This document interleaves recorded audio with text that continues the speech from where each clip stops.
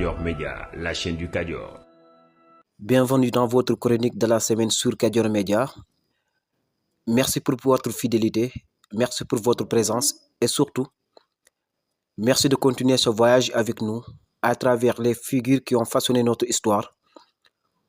Aujourd'hui, nous entamons notre troisième chronique après avoir revisité des géants comme Léopold Sédar Senghor et Cheikh Anta Diop.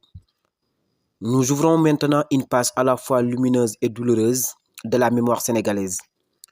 Une page où se mêlent la rigueur, le courage, la foi, la droiture, mais aussi la tragédie politique. Car il est des hommes qui n'ont pas seulement marqué leur époque, ils ont marqué la conscience d'un pays et parfois cette conscience a été blessée, brisée, sacrifiée. Aujourd'hui, nous parlons d'un homme que beaucoup n'ont pas voulu écouter, mais que l'histoire n'a pas pu oublier. Un homme qui a porté sous ses épaules un rêve trop grand pour son temps. Un homme dont la vie résonne encore comme un avertissement, comme une prière, comme une lumière. Ce thème, nous l'avons choisi avec soin, Mamadou Dia, la conscience blessée de la nation. Car Mamadou Dia n'était pas seulement un premier ministre, il n'était pas seulement un compagnon de Senghor, il n'était pas seulement un économiste remarquable, un croyant engagé, un socialiste autogestionnaire ou un bâtisseur d'État. Il était la conscience morale du Sénégal, la voix de la discipline, l'exigence de l'éthique, la fidélité à la parole donnée, l'incarnation de ce que peut être un homme d'État lorsqu'il refuse la facilité, la corruption, la manipulation ou la compromission. Mais cette conscience a été blessée par le pouvoir, blessée par l'ambition des hommes, blessée par les logiques de domination qui entouraient les premières années de l'indépendance. Et pourtant, malgré l'emprisonnement, malgré les accusations, malgré la solitude, Mamadou Dia est resté debout.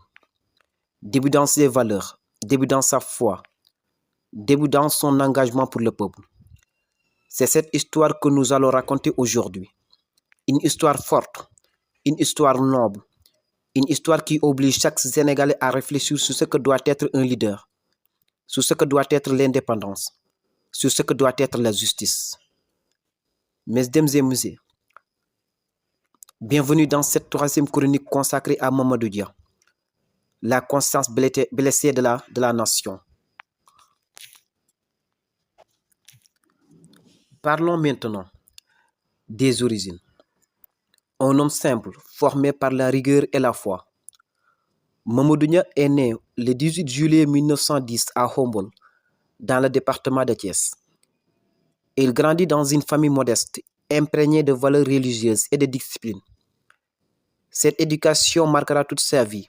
Il suit l'école coranique, puis l'école française, où il se distingue par son sérieux. Très jeune, il développe un sens aigu de la responsabilité.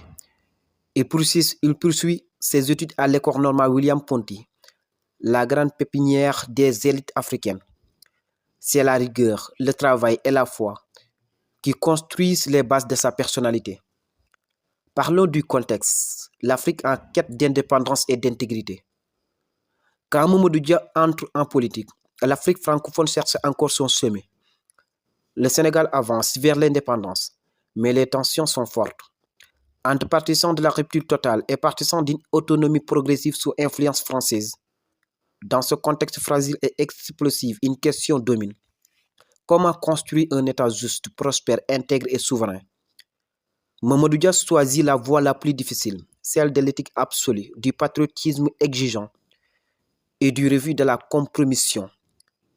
C'est ce choix moral qui fera sa grandeur et sa tragédie. Parlons maintenant de la gestion politique, un premier ministre visionnaire. Aux côtés de Léopold Sédar Senghor, Mamadou Dia participe à la création de l'UPS, l'Union progressiste sénégalaise. Les deux hommes commencent comme compagnons de lutte. En 1957, Mamadou Dia devient le chef du conseil de gouvernement, puis en 1960, premier ministre du Sénégal indépendant.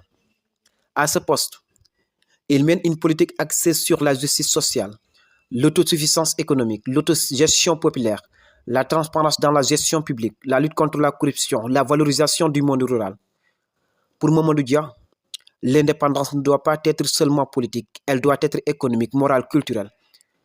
Il veut un État propre, un État éthique, un État souverain.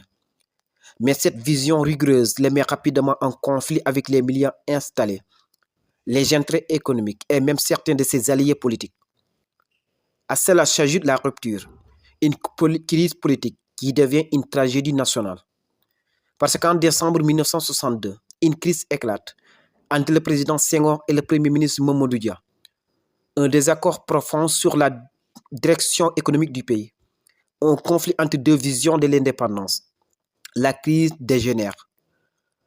Mamadou Dia est accusé à tort de tentative de coup d'État. Il est arrêté, jugé et condamné à la perpétuité. Il est emprisonné au fort de Kédougou dans des conditions extrêmement dures. Sa foi et son sens moral deviennent sa seule force. Pendant toute sa détention, Mamadou Dia ne renie jamais ses principes. Il ne cède ni à la haine, ni au ressentiment, ni au reniement. Il reste fidèle à son idéal, servir le Sénégal, même dans la souffrance. Libéré en 1974, il revient dans la vie publique, humble, digne, sans chercher ni vengeance, ni bruit. C'est pour cela que l'histoire retiendra son nom. Parlons d'abord, ou même ensuite, la portée de son héritage, un modèle d'intégrité. Mamadou Dia laisse au Sénégal un héritage immense, une leçon de droiture, une exigence morale pour les leaders, un modèle d'État éthique, une vision économique fondée sur l'autonomie, une foi profonde dans la justice et la dignité humaine. Il a prouvé qu'on peut faire de la politique sans trahir ses valeurs. Il a montré qu'un pays peut se développer à partir de ses propres ressources. Il a rappelé que le pouvoir n'est rien sans la loyauté, la discipline et la vérité.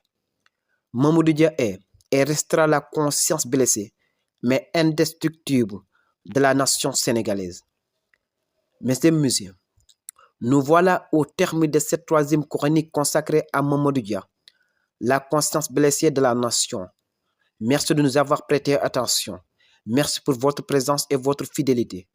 Nous vous donnons rendez-vous la semaine prochaine à la même heure pour une nouvelle chronique encore plus passionnante sur Kadior Media. Kadior Media, la chaîne du Kadior.